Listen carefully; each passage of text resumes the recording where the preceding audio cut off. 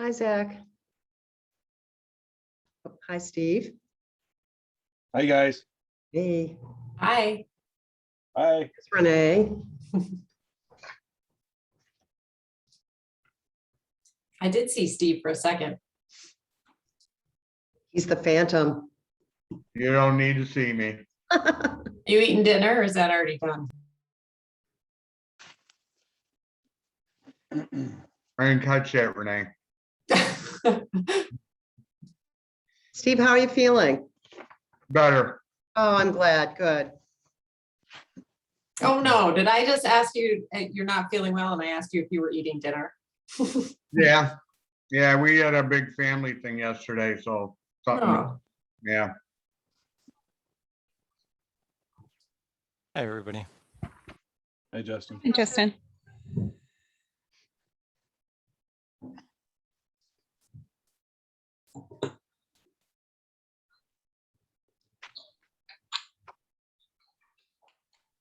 We're just waiting for Trustee Keating.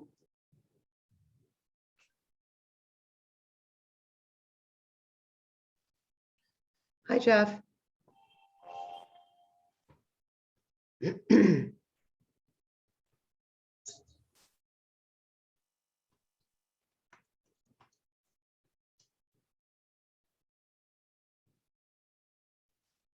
Well, we have a quorum. Should we give it one more minute? Just one more minute, folks.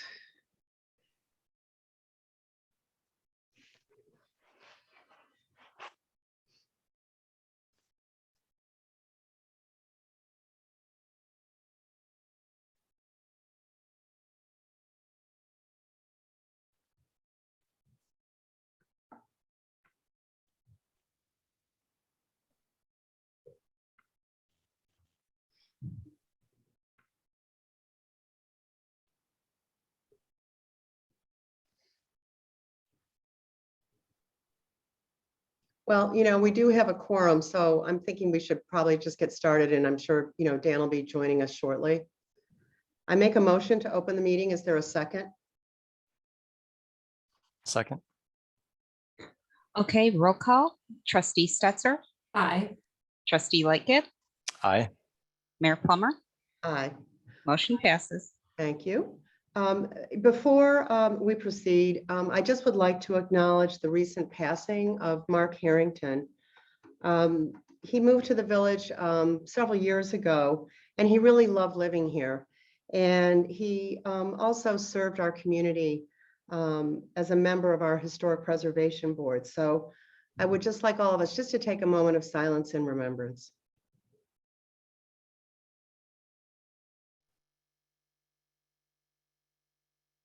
Thank you.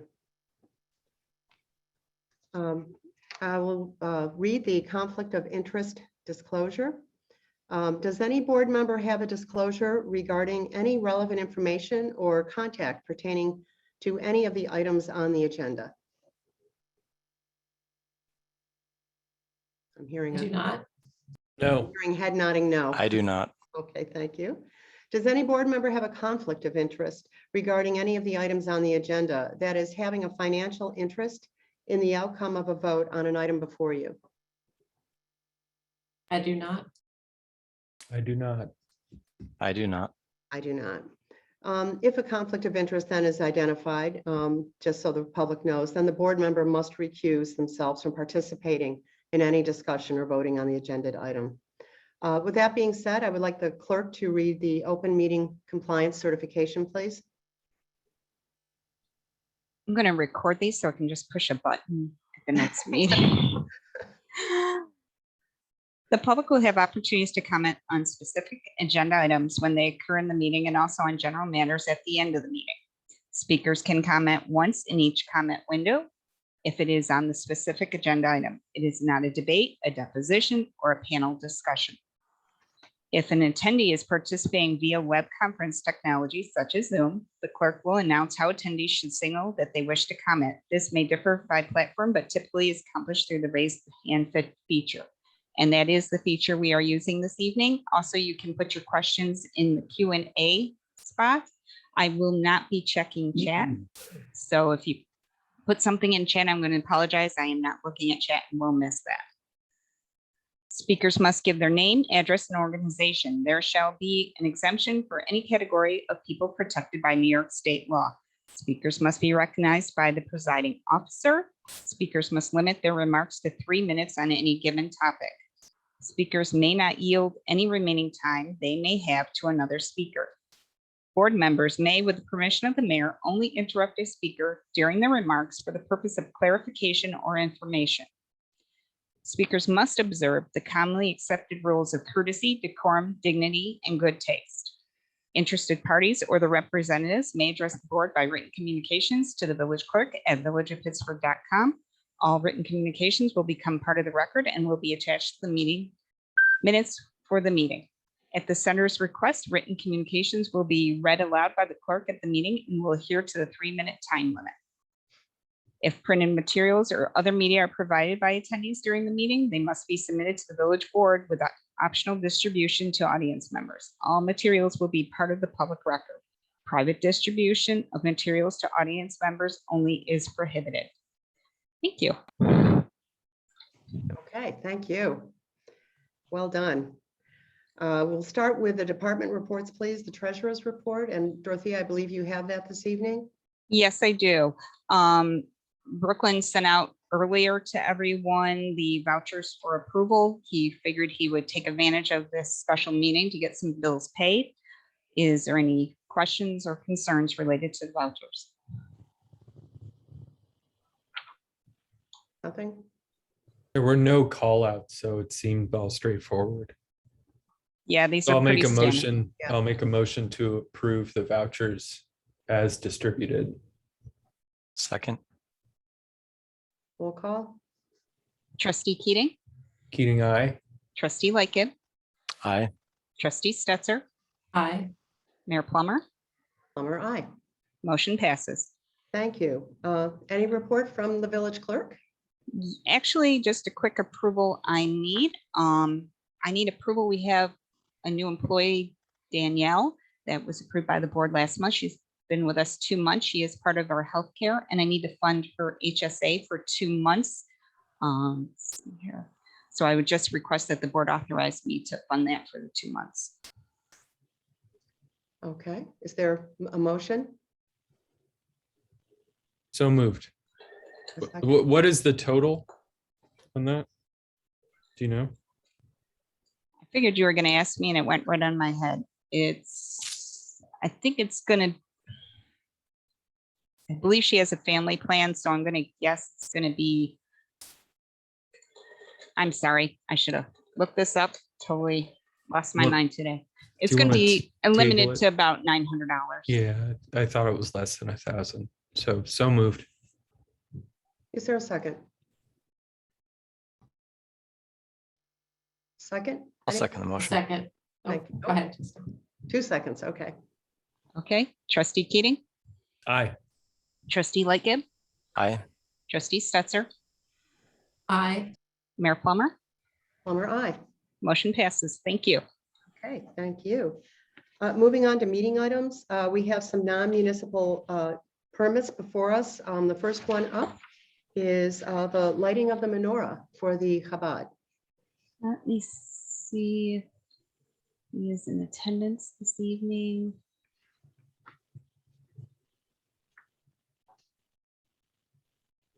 I do not see the rabbi. Okay. This, I'll go ahead and present for him. This is an annual event. As the board has approved in the past, it's happening November 30th, 6 p.m. to 7 p.m. And I'm sure the rabbi in the past has always invited the board members to be in attendance. So I don't see anything different with this application than from previous years.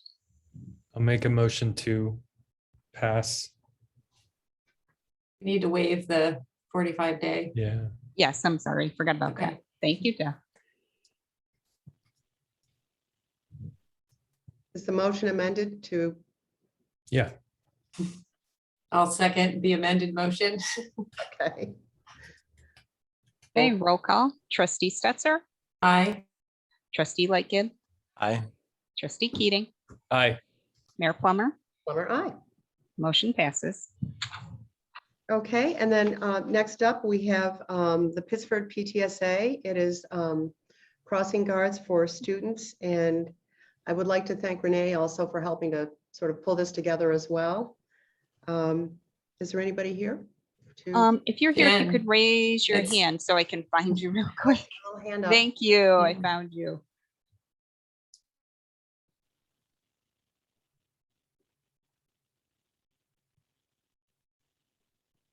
And Miss Canning, you are allowed to speak now. Hi, Jen. Hey, everybody. Hi, Jen. Thanks for having me. Thanks for hearing this petition. Renee, thank you for your help. And also Jeff and Zach, who I've never met before. Thanks for your emails over the last couple of days. We're requesting the ability to have volunteers act as crossing guards for the next couple of months at Monroe Avenue and Sutherland Street. Besides it being a difficult place to cross anyway, there's an increase in students using that crosswalk to access the RTS bus because there is no after-school busing from Mendon High School for our urban suburban students. So those students are bused to Sutherland, and then they have to use the RTS bus stop on Monroe Avenue.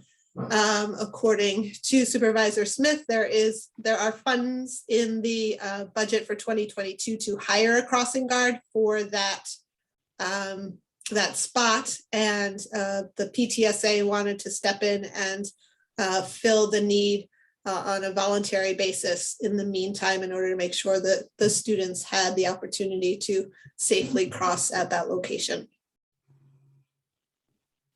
I think it's a great idea. It's something that's needed. Are there any other questions from our trustees? Yes, Justin? Yeah, thank you very much for this initiative. It all sounds great, and we certainly need some attention at that intersection. I was just wondering about the liability insurance. I'm sure we've talked to our attorney. Is that covered under village liability insurance or other policy? They The provided. application insurance. has an additional insured certificate. Yeah, it was with the application. Sorry, Jeff, didn't mean to step Thank on you there. Through No the stepping on. PTSA, the PTSA talked with their insurance agent and they allowed that. Great, thank you. Is there any further discussion or yes, Renee? I just wanted to underscore that this is another exhibit of why this, traffic calming is needed. And we've been asking for help with this intersection for a very long time, design help, traffic light, whatever. So this is a symptom of something greater. I think this is a great temporary solution. Jen and I have talked about this at great length. So, it's another data point about a dangerous intersection that hopefully we can do something about in the future. But this is a great solution for the interim. Thanks for bringing that up. That's important information for everybody, for sure. I'll entertain a motion to approve. So Jen, one last question. I assume this is, they're well-trained and wearing good reflective stuff and all that good stuff. They will be. Yeah, we will make sure they have a reflective vest. And I reached out to a current town crossing guard to provide some best practices, and the flags are there at the crosswalk as well. So we will be utilizing those, but the urban suburban director actually noticed it back in September when students were told they had to use that path. And so this was really from her and her request. It definitely doesn't solve the problem either of traffic on that road or of getting our students in the urban suburban program home to and from school in a timely manner. So it really is just a Band-Aid in the interim. But at least it's something, that's helpful. And, we really appreciate everybody pulling together on this. Is there a motion? We also need to do the 45-day waiver, I believe, as well. So I would entertain that in a motion. I'll make a motion to approve the non-municipal use permit for the crossing guards with the PTSA with a waiving the 45-day requirement. Is there a second? I'll second it. We have a dual second. You can take it down. It was a tie. Trustee Stetser, Aye. trustee Lightgib, Aye. trustee Keating, Aye. Mayor Plummer. Plummer, I. Motion passes. We do have a comment in Q&A. It was a question regarding the insurance, and I believe we did answer that one, that it would be covered under the PTA's insurance and naming the village. And it's in the packet as well. It was in the packet. Thank you all. Well, thank you, Jen. Thanks, Jen. Good evening. Okay, next up, hiring of DPW employees, and Zach, I know you and I both interviewed them, and Zach, you may have some comments. Yeah, so Jason Imes, we had 3 applicants that really stood out to us, and 2 of them responded. We brought them into the shop to vet them first. Jason Imes, we felt that he had a strong work history, staying with the same employer for many years at a time. He does not have a whole lot of experience in our field of work, but he does have a CDL, and he's willing to come in and be available when necessary at all times. So regardless of his history, that's a step in the right direction. And we felt that he was worth giving a shot to here. So he then came in and sat down with myself, the mayor, and the clerk, and they both felt pretty good about him also. So I am asking for the approval from the board to hire him full-time as a laborer. And for people listening, a CDL is a commercial driver's license. Just the acronym. I'm learning all the acronyms too. Is there any discussion or any questions that we have? No. If not, then I would make a motion to approve hiring Jason Imes at $18 an hour as a laborer. Is there a second? I'll second. Okay, roll call. Trustee Lightgib, Aye. trustee Keating, Aye. trustee Stetser, Aye. Mayor Plummer. Plummer, aye. Motion passes. Thank you, guys. I have one more. The second person that we brought in, he was actually our #1 pick. His name is Sean Darcy. And he's been working at Monroe County Fleet Center for about 7 years now as a maintenance mechanic 2 over there. He's got a background in everything that we're doing and everything we're asking for. He worked as a landscaper before that, was part of the fire department in Webster for a while, and he's just got the right background. So we brought him in, vetted him at the shop. Everybody felt he'd be a good fit for us. And so then he sat down with myself, the mayor, and the clerk also, and I believe they felt good about him also. So I am asking for the approval from the board to hire Sean Darcy as an MEO full-time. And for those of you who don't know, MEO stands for Motor Equipment Operator. And Thank you. what's the rate on that? The other one was 18. What's this one? 20. 20. Yeah, he really brings some skills in it. Actually, he can plug right in on plowing, working with the heavier machinery. And Zach, maybe if there's anything else you want to add as well. Yeah, no, his background shows that everything that we do here, he'd be able to hit the ground running. Obviously, everything looks good on paper until you get into it, but we have, time to vet him, and after 6 months, there will be a review for both new employees to find out how, just to assess where they're at with things and whether it's worth pursuing. Okay, so sorry, Zach. The question then is around the $18 on the other guy, on Jason. Is that higher than any existing staff member? No. Okay, thanks. Then I'll make a motion to approve the hiring of Sean Darcy. I'll second. as a motor equipment operator at $20 an hour, if we could amend that, please. So amended. I'll second the amended. Okay, trustee Stetser, Aye. trustee Keating, Aye. trustee Lightgib, Aye. Mayor Plummer, Plummer, aye. motion passes. Great. Thank you guys very much. Well, thank you, Zach. Thanks, Zach. You're welcome. Okay, so next item up is the tree donation program, and Lily couldn't be with us tonight, but she sent us all a little bit of information. There is somebody who's interested in donating a tree. And I had asked for a little bit of research, because I know this did come before the board in the past, and Renee, you had remembered some discussion as well, and Zach did too, but what I think we came to realize, and Jeff and I were speaking about this, is we kind of don't have a policy in place or the pricing. So I think it maybe would make sense tonight to direct Jeff, and I can work with him, and we can put together a donation policy. And Jeff, you may want to speak to that as well, because you had the idea of sort of being a little more comprehensive. So, you know, people wishing to donate would sort of understand guidelines and things. Any thoughts, Jeff?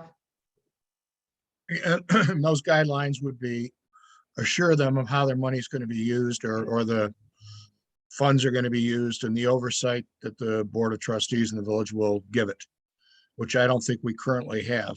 It's sort of an amorphous arrangement at this point. And then Dorothy is going to check with other clerks to see what their policies look like, and then we'll come up with something that we think works and pass it by the board. So I think it would be appropriate to direct Jeff to work with Dorothea, and certainly me, I'm willing to help with research as well, so we can draft a policy and just bring it back to the board, just to make sure everything's clear. Does that make sense, folks? Nodding? Sounds good. Okay. And I have a quick question. One of Lily's concerns was the timing of waiting to do this at our next regular meeting, which is why she added it tonight.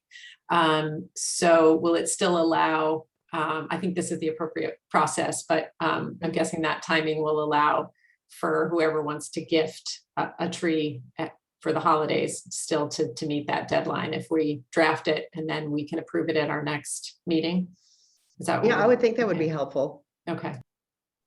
You know, does anybody have any additional information from Lily? That was my understanding, that we just needed to make sure we had things lined up. Zach, you have? For trees specifically, we should probably put together a list of both species of trees and locations to offer to people.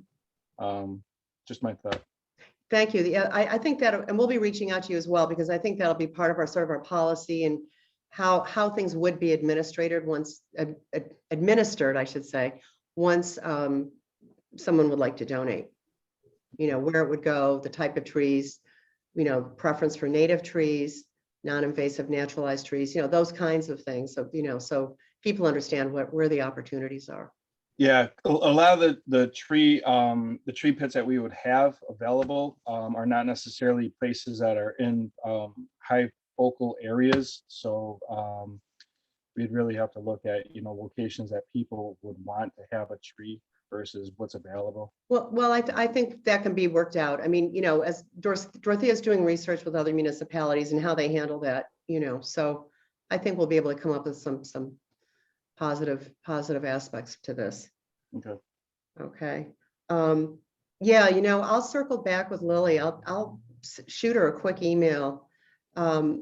You know, oh, sorry. Go ahead. Go ahead, Renee. She No, was, I just pulled up the text from her, and she said timing is of the essence because we received, I guess, a request for a tree donation, and they would like to give that gift as a holiday gift. So she was worried that December 14th would be too late, but you know, we do need to have some guidelines before we can decide on something. So exactly. And and hopefully we'll even get more gifts for the holidays. See, yeah, Jeff. What kind of gift is contemplated? Is it going to be a gift of money, or are they actually going to gift the money and select the tree? Do we have any idea what's anticipated here for this? I'm talking about this specific gift that has a time constraint. Well, I think have, I have no idea. She didn't give me those details.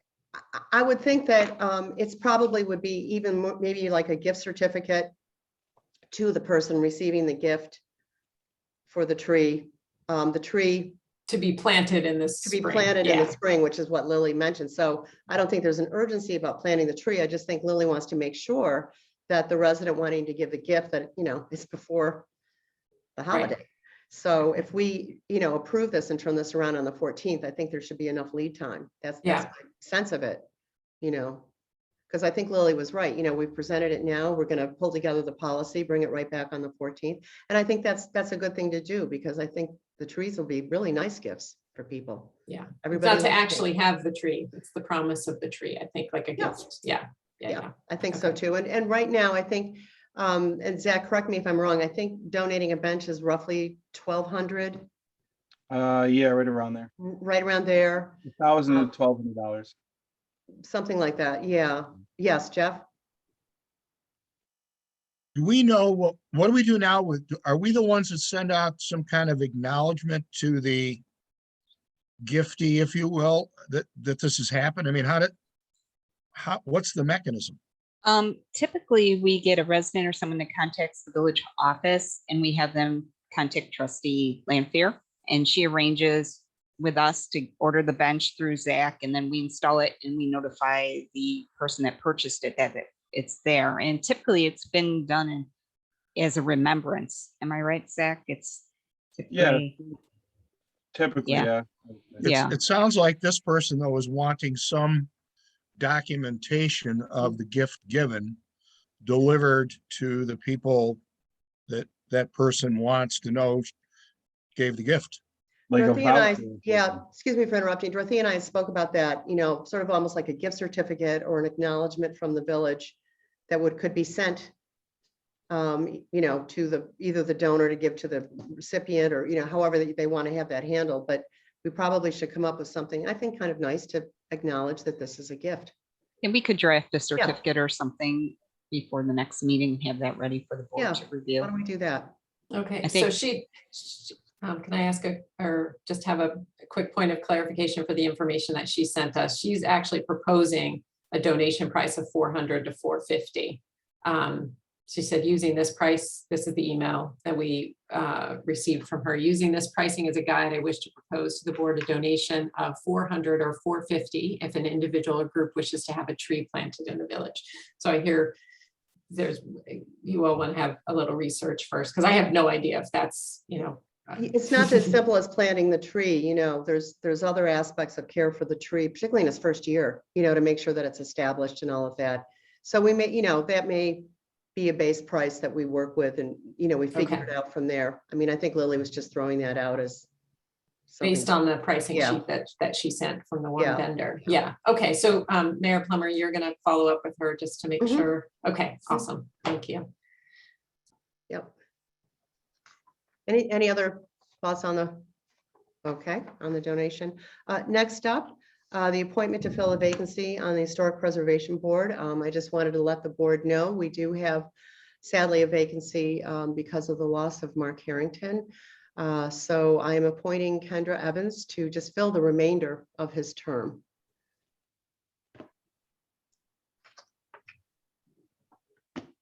And to be clear to everybody on the phone that since it's a partial term, it's a mayoral appointment.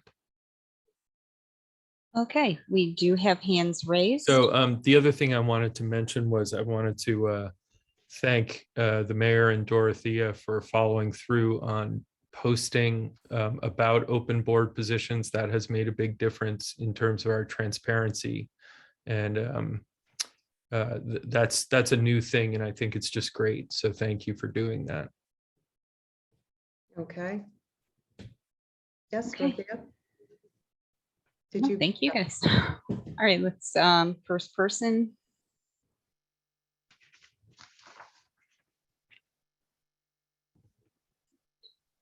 Okay, Marty, you're allowed to speak. Yep. I'll need a last name and address.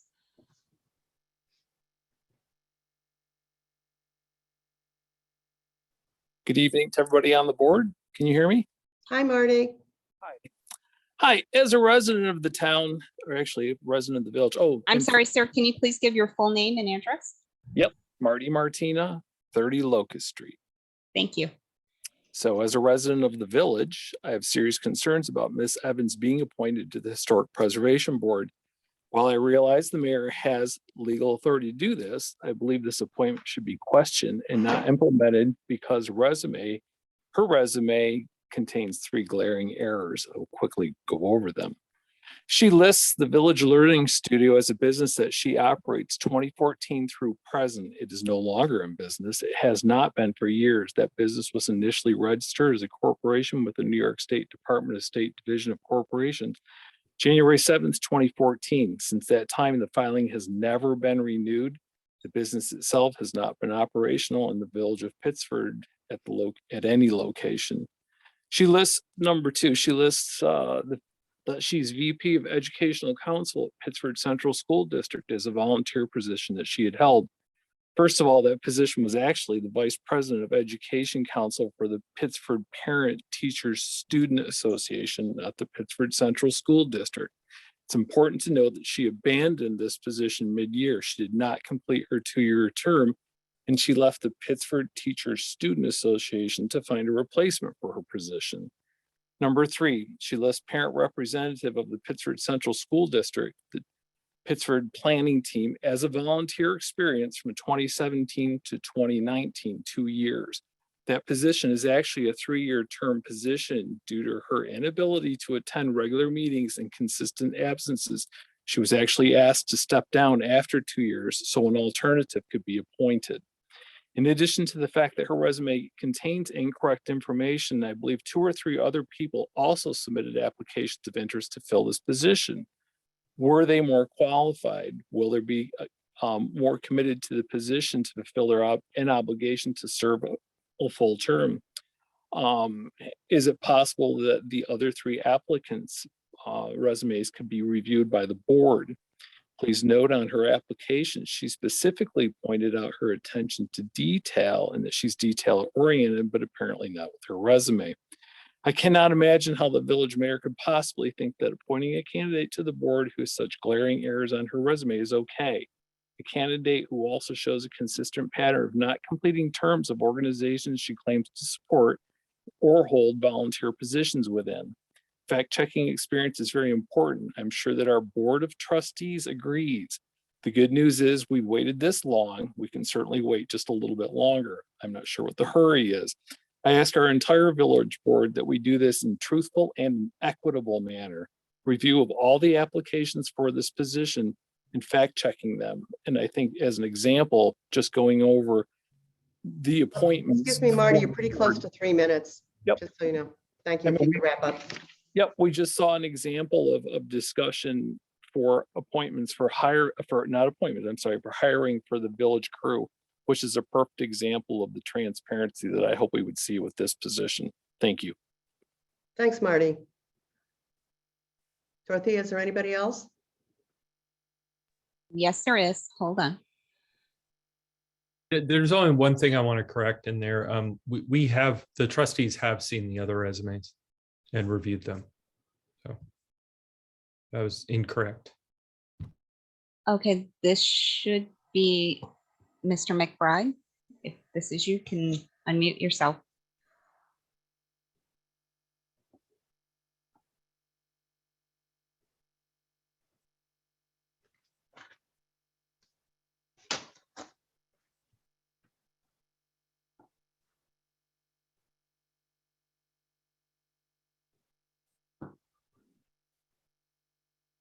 Mr. McBride, if you can hear me, if you can unmute yourself. Sorry, it looks like he's still got a mute icon. Is there a key combination that he pushes to unmute You should, by any chance? not that I'm aware of. I'm not sure with the phone. I've sent an unmute message and Should we circle back to him then maybe? yep. So he can, make the adjustments? Okay, I'll go to the next.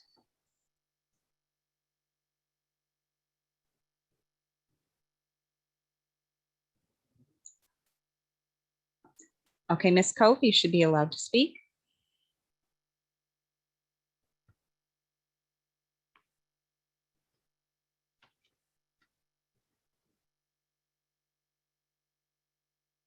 Ms. Cove, you're allowed to speak.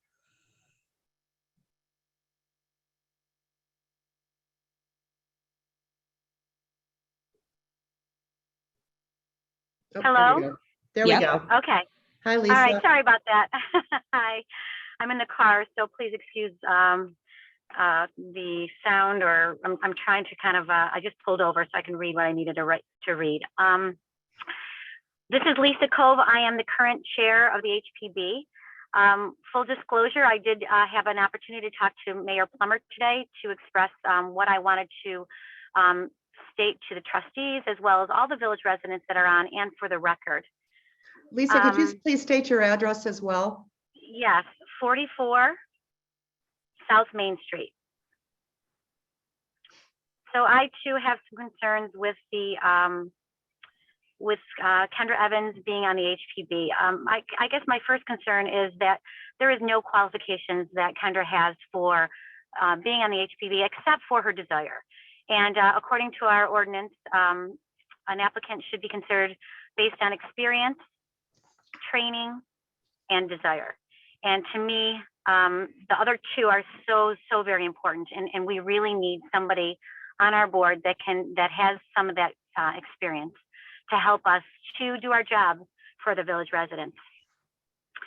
I want to also state that I had talked to Mayor Plummer way back in June when our seat opened, and had been asking her probably at least every 2 weeks that we really need somebody to be on our board.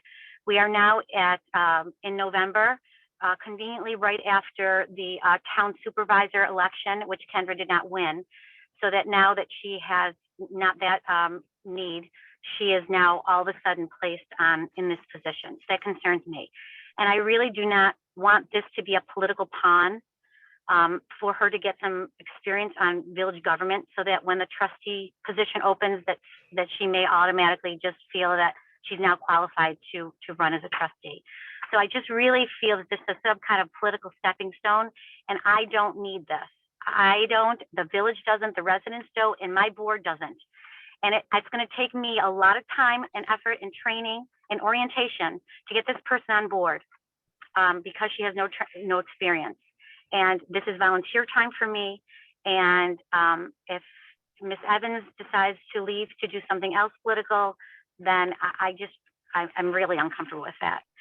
So that's my concern.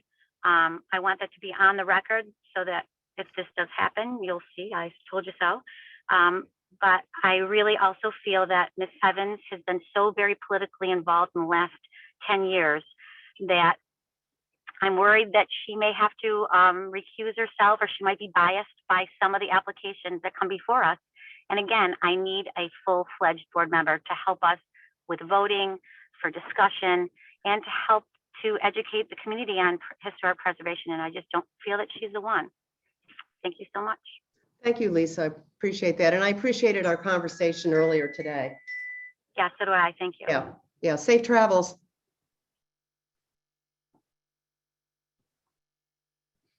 Anybody else, Dorothea?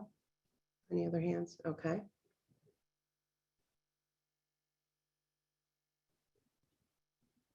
Oh, you're muted, Dorothea. Okay, hello. Yep.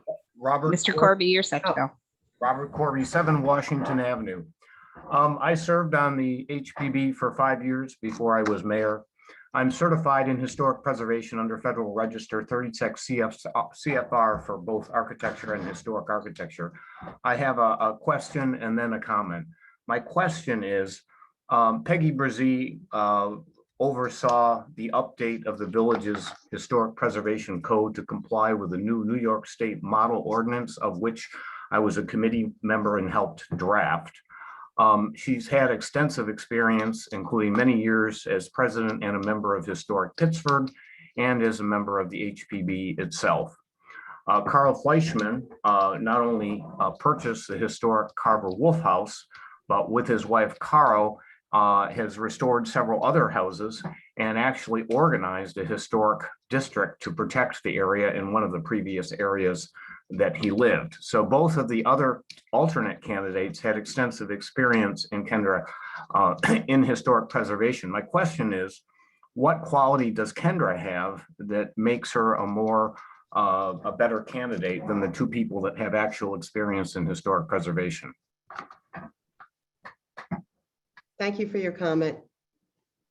No answer to my question? We'll respond in the end. We want to hear from everybody, but thank you. Okay, very okay, much. then my other comment Oh, is that okay, I I'm thought you were finished. disappointed. This is the first time in the village of Pittsford that anyone has tried to politicize the Historic Preservation Board. And it's antithetical to the the mission of the board, which is based on historic preservation criteria. So I just want to express my sadness and disappointment at this action. Thank you very much for your comment. Dorothea, are there any other comments from people? Yes, there is. 1 second. Okay, Sean McBride, you are able to speak.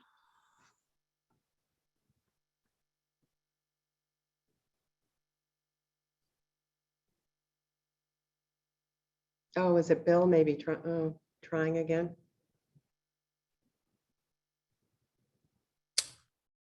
Bill, we can't hear you. If you could unmute yourself. Oh, I'm sorry. Oh, There there we you go. are. Better? There we go. Okay. I'm Bill McBride. I'm past chair of the HPB, and I remain chair of the HPB for review of 75 Monroe. I live at 35 Toby Brook, and I've spent at least 10 years on the HPB, previously the Architecture Review Board. And I agree with some of the comments that have been made previously by Lisa Cove and Bob Corby. I'm concerned that we overlooked at least 2 qualified people who were never interviewed. And I think those 2 people are Peggy Brzee and Carl Fleshman. Both have good backgrounds in historic preservation. They are not politically tied. And the thing that bothers me about Kendra, not only does she not have the background in historic preservation, but we've had real problems with people being recused on the HPB. As a matter of fact, I'm down to just 3 of us who are eligible now to participate on the review of 75 Monroe because at least 3 people had to recuse themselves. I am concerned that a background in political activity is going to raise a red flag that is going to get cause recusals for various reviews, not just for 75 Monroe, but for others. So I am concerned that at least 2 candidates who put in their applications were never interviewed for this position, and yet a decision was made to appoint Kendra Evans without any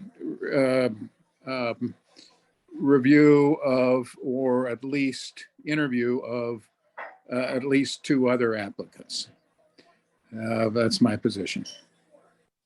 Thank you very much. I just wanted to jump in Oh. and respond to one thing he said there, worried about politics getting involved.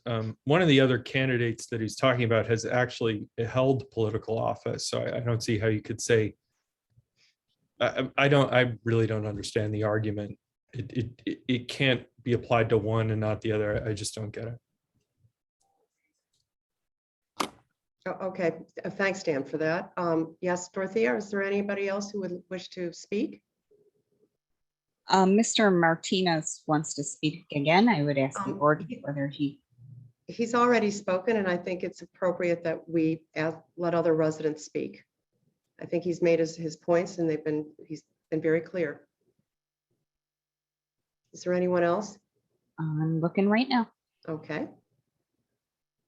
At this time, I do not have any other comments in the Q&A or any other hands raised. Okay, yes, Justin? Yeah, I received a letter, I believe the entire board did, from Virginia Searle, another member of the Historic Preservation Board. I just emailed that to the clerk a moment ago. I don't know if she's received it, but I would really appreciate if that were read into the record as well. I could do so if it hasn't come through yet.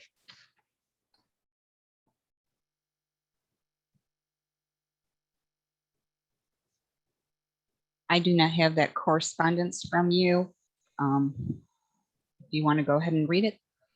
Sure. Yeah, I think she's, I've spoken with her in the past, and I really value her contributions to the HPB, so I'd be happy to read it.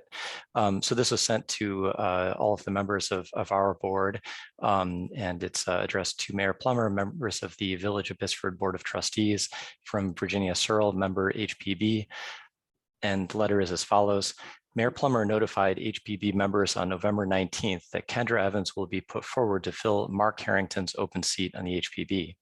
Ms. Evans' cover letter and resume were forwarded as part of that notification. I have reviewed both.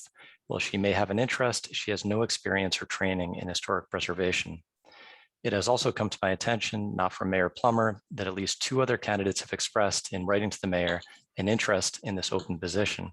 It is my understanding that these 2 individuals were not contacted, interviewed, or considered for the open position. I am personally and professionally familiar with one of the interested candidates and know this individual to be dedicated and experienced with over 20 years as a historic preservation advocate and partner. I respectfully request that Kendra Evans not be appointed to fill the open position on the HPB, and that the experienced and trained applicants be interviewed and one of them be appointed to the board. Historic preservation is a mainstay of the success of the Village of Pittsford. The integrity of the HPB, our adherence to the ordinance, and the professionalism of our membership is vital to the continued success of our village. Chapter 211 of the Code enacts and regulates historic and architectural preservation. It provides qualifications for HPB member appointments. It also provides for HPB input, in this case regarding an inappropriate appointment when the qualifications of a proposed appointee are insufficient. I ask all trustees to consider the following sections of Chapter 211 of the Village of Pittsford Municipal Code when considering the proposed appointment of Ms. Evans. First, Section 211-1B, purpose. This is a quote from the code. The Village of Pittsford Board of Trustees finds that there exist within the Village of Pittsford places, sites, structures, and buildings of historical and/or architectural significance, antiquity, uniqueness of exterior design or construction, which should be conserved, protected, and preserved to maintain the architectural character of Pittsford Village. The purpose of this local law is to promote the general welfare by providing for the protection, enhancement, perpetuation, and utilization of buildings, structures, signs, features, improvements, sites, and areas within the village that reflect special elements of the village's historical, architectural, cultural, economic, or aesthetic heritage. Section 211-4B, qualifications of board members. Board members shall have an interest, experience, and training in historic preservation and planning as determined by the mayor and board of trustees. Section 211-4I8, general and advisory powers of the board. The board may investigate, report, testify, and recommend to the planning board, the zoning board of appeals, the village board of trustees, and any village department or official on matters, permits, authorizations, and other actions that affect buildings, structures, and places within the district, including any and all matters over which the HPB has jurisdiction pursuant to this article. And she signs it with her name and professional registration, qualified 36 CFR 61, architectural and historic architectural, architecture, Federal Register, volume 48, number 190. Thank you so much for reading that letter. I would like to also read for everyone here this evening my response to Ms. Searle. And this was also sent to the Historic Preservation Board and the Board of Trustees, as well as the village clerk and our attorney, or I guess the attorney. Dear Ms. Searle, I thank you for your letter and your input regarding my appointment of Ms. Evans to the HPB for the remainder of Mark Harrington's term. Municipal boards reflect our community, bringing a variety of voices and experiences to the table. Members of both the PZBA and the HPB, past and present, include professions in nursing, retail, education, the law, advertising, manufacturing, journalism, real estate, and technology, to name a few. I am aware of other resumes have been submitted, and that certainly does not preclude any of those individuals from serving on the board in the future. I know Ms. Evans personally to be diligent, thorough, and committed to completing the task at hand. As you know, all board members go through training and must keep up with that training on an annual basis. As a woman of intelligence and advanced degrees, I have no doubt Ms. Evans will tackle the training and be capable of understanding and properly applying our village code and Secretary of Interior's guidelines with the same rigor as all of our HPB members. On a personal note, Ginny, you have always most generously shared your expertise in the field of architecture and historic preservation with other board members and applicants alike. And I'm sure you and the other board members will welcome Ms. Evans and help her get up to speed. With gratitude to you all and the HPB members and all the HPB members for your service to our community. I also would like to add, a number of years ago, the entire Planning and Zoning Board resigned and had to be started from scratch. And that board took it upon themselves to be trained. The Planning and Zoning Board has a lot of moving parts, as everybody knows, including seeker. And they are really a top-notch board. And they continue on an annual basis to update their training. So I also would like to say that anybody at any time can run for office. Anybody at any time in our village and anywhere, last I checked, it was a free nation, can be involved in politics. I think, you know, chasing the political angle is really unfair to this candidate. I somehow think that it's taking it in a really different direction. We have somebody who just simply is going to fill out the remainder of a term of somebody who unfortunately passed away. That's it. As for the other candidates and the resumes I received one resume from the wife of someone who serves on another board. I don't feel it's best practices for our village to consider having two people from the same household serving on boards at the same time. I do think it's important to expand our voices. While I appreciate the service of Ms. Peggy Brzee, she's been a voice for years. She continues to serve this community as president of Historic Pittsburgh. And I think it is time to engage other residents and other voices on our boards. In terms of the new resident who just moved in, he just moved into the village. He does have a strong resume, and there's no doubt that I will be meeting with him, I'm hoping, and in consideration for future board positions. So I appreciate everybody's comments. I think that, you know, the appointment has been made, and I understand where you're coming from. Yes, Dan. Okay, so a couple of things really quickly. Thank you for that, Elisa. One, just wanted to recognize Mark Harrington. I never had a dull conversation with Mark Harrington. He's a very interesting, compelling, passionate, experienced guy, and I really enjoyed him. From a standpoint of process and transparency, what I care about most in this kind of arrangement these boxes have been checked. So there's 6 of them. One was public posting of open positions. That was done. That was not done in a prior time. It was done now, and very important.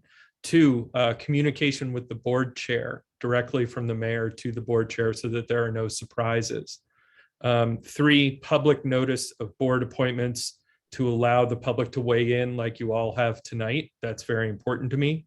4, that the candidate is unbiased, particularly when it comes to 75 Monroe. We've got enough recused people serving on boards, and that one is not going to be is important to me. Number 5, that the mayor receive input from the trustees. She hear us out. Doesn't have to do what we say, but that she hears us out, and I appreciate that. And 6, that the mayor believes that the appointee will serve the village well. So those were the criteria that I care the most about, and they were fulfilled. Okay, thank you. Yes, Justin.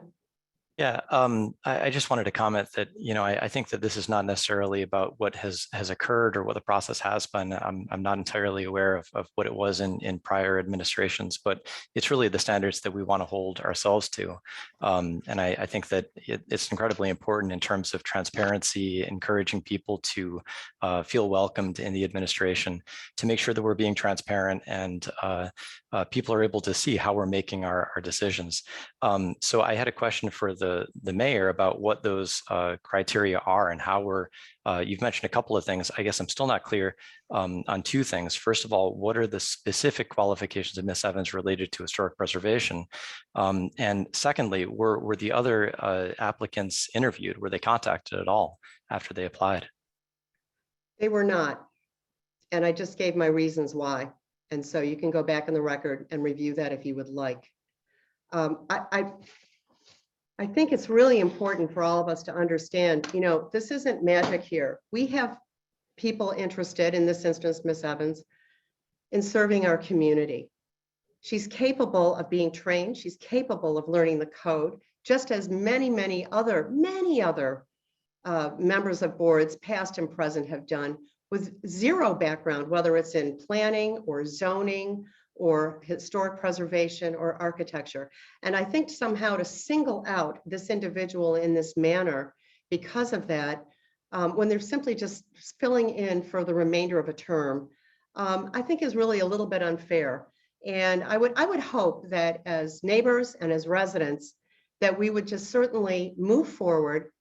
I know Kendra will do the work. She's known to be quite diligent.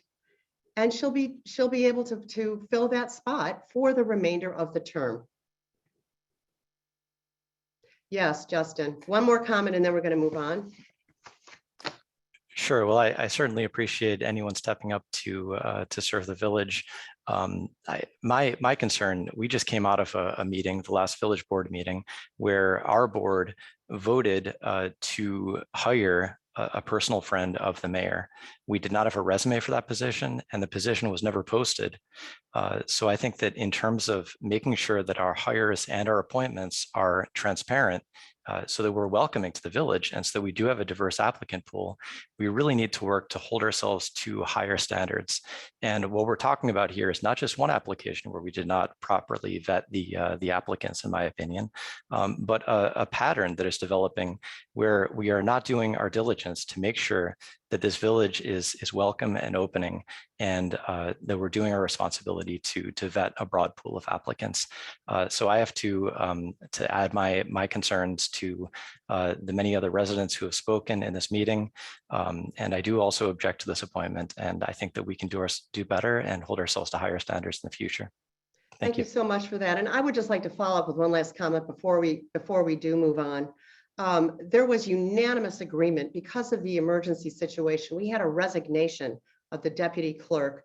We were short-staffed in the office. There was unanimous agreement from every member of this board to proceed with that hiring. It was an emergency situation, and we all knew that it was temporary. So to bring it back in a different way, that somehow there's a pattern or something nefarious going on, I think is really a disservice, not only to me, but all the other board members, and also to Susan Loda. Thank you. We're moving on. Member items. Oh, yes, Dorothea. I'm sorry, we received comments in the meantime. Oh, okay. Ms. Searle wished to add a quick comment, and I'll read it. The ordinance requires training and experience prior to serving. Not on job training shall means must. Dave Ferris from 27 Monroe Avenue, comments: since vacancy occurred last June, there were applicants. Why were they not contacted? Ms. Evans did not apply to November 18th. And I'm going to butcher the last name. I'm sorry, Sanaa. Thank you for your comments, Trustee Lightgib. Okay, thank you so much, everybody. We're moving on. We're going to member items. Is there any member items from people? Okay. At some point, looking for the transition plan, and maybe it's not tonight, but the transition plan for the training of the treasurer. Okay. So this was a follow-up item from two meetings ago. Okie doke. Thank you. Any other? Okay. I do want to just say one thing, just as a member item. I did hear back from Mr. Tornillo. He is the subcontractor for RG&E. They were waiting on a log truck. So he is going to try to get some of the trees taken down this week. Some of it's a little bit weather permitting. Zach, I know you'll be sort of checking around the village to see where he's starting out. I believe he is going to be notifying you as well when he's coming back into the village. My understanding is that he was initially going to start with the trees that were tagged on South Main. And I believe there was one on Stonegate, and then follow up probably after the holiday or into next week with the tree that was tagged on Monroe Avenue. And Dave, I know you're here, so we've been in touch about that. I believe it's going to be next week.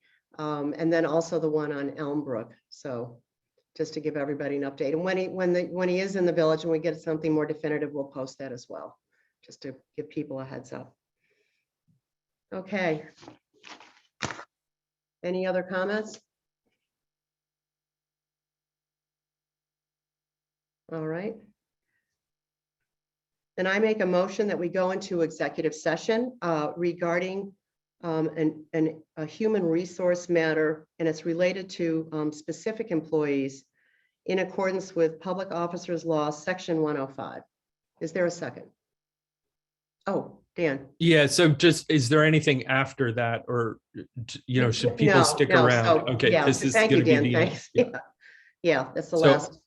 Okay, I'll make a motion to go into Will you second my motion? yeah, I'll second. it. Okay, roll call, please. Yes, trustee Stetser, Aye. trustee Lightgib, Aye.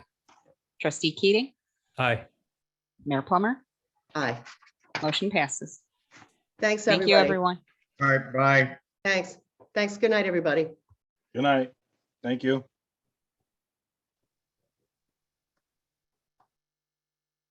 Oh, Jeff, you're muted. Do we go Hold into, on, hold on, we gotta We're wait. still saw- removing. No, my question was whether or not you wanted me to stick around for executive session. Yes, please. Thank you. Do we want to just go into a breakout room, Dorothea? I don't, we then- can't do breakout rooms from webinars. Okay. And then do we also press stop on recording? We will. We will. I can do that right now.